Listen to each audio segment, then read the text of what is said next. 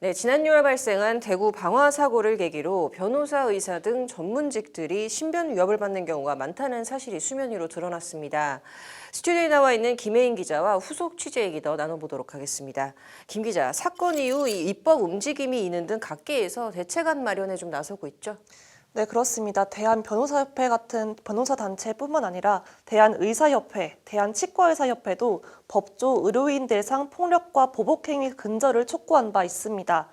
이들을 상대로 한 폭언, 협박, 폭행 등이 끊이지 않는 실정이지만 실질적인 제도적 보호장치가 없다는 게 가장 큰 문제점으로 꼽히고 있습니다. 이에 해당 사건 이후에 국회에서는 관련법 개정안들이 발의돼 계류 중입니다. 구체적으로 살펴보면 지난 7월 5일 정의령 더불어민주당 의원이 대표 발의한 변호사법 일부 개정 법률안은 변호사와 사무직원을 폭행, 협박하거나 시설 기물 등을 손괴할 경우 5년 이하의 징역 또는 5천만 원 이하의 징역에 처한다는 조항을 신설했습니다. 김미애 국민의힘 의원도 지난 9월 15일 특정범죄 가중처벌 등에 관한 법률 일부 개정 법률안을 대표 발의했는데요. 의사와 변호사를 보복 목적으로 살인하는 경우 무기 또는 10년 이상 징역에 처하도록 했습니다. 또한 상해나 폭행, 협박 등의 범죄는 1년 이상의 유기징역, 똑같이 상해나 폭행, 협박 등이 이루어졌는데 의사나 변호사가 사망에 이르게 된다면 무기 또는 5년 이상의 징역에 처하는 내용들이 담겼습니다. 네, 자, 사회에서 우리 국민들의 조력자 역할을 하는 이들이 오히려 좀 위협을 받는 현실이 좀 씁쓸하기도 한데요.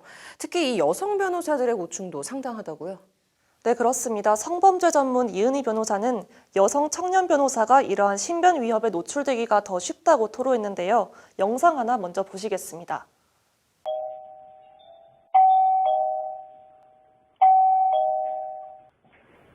가자. 이 변호사는 직원 1명과 함께 작은 사무실에서 일하고 있는데요.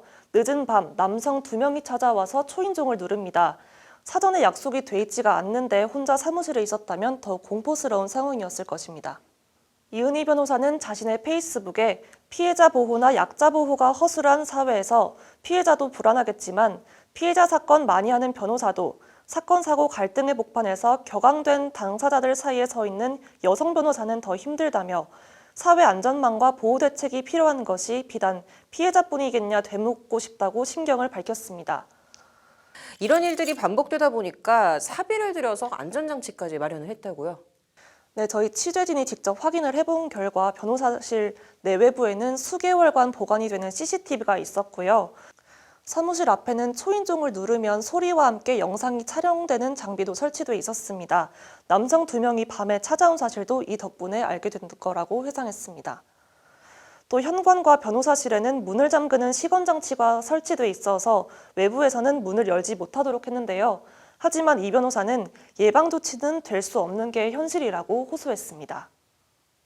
이게 예방적 조치는 아니겠지만 적어도 어떤 일을 당했을 때 누가 어떤 짓을 했는지는 기록되는 거니까 이제 그런 조치들을 하고 있고요. 카메라가 찍고 있다라는 그 안내문을 이제 붙여놨어요. 그러니까 그게 그나마 그러니까 이상한 짓을 하지 마세요 같은 그런 장치.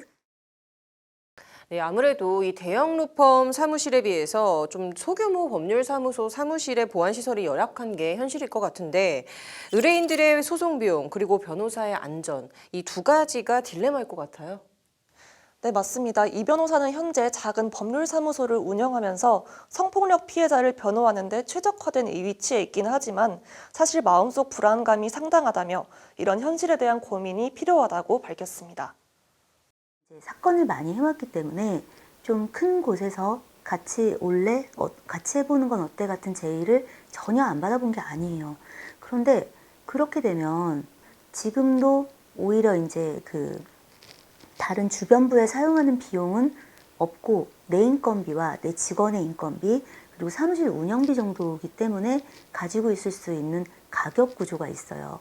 그러니까 이 수임비, 수임료 구조가 있는데 이걸 이렇게 대형 로펌으로 옮겨가는 순간 피해자들하고 조우할 수 있는 역할을 할 수 있는 부분은 결국 굉장히 현저히 낮아질 것이기 때문에 그 선택을 하기 어려웠어요. 물론 네, 무엇보다도 이 예방을 위한 근본적인 대책 마련이 좀 나왔으면 하는 바람이네요. 이번 주 여기까지 듣겠습니다.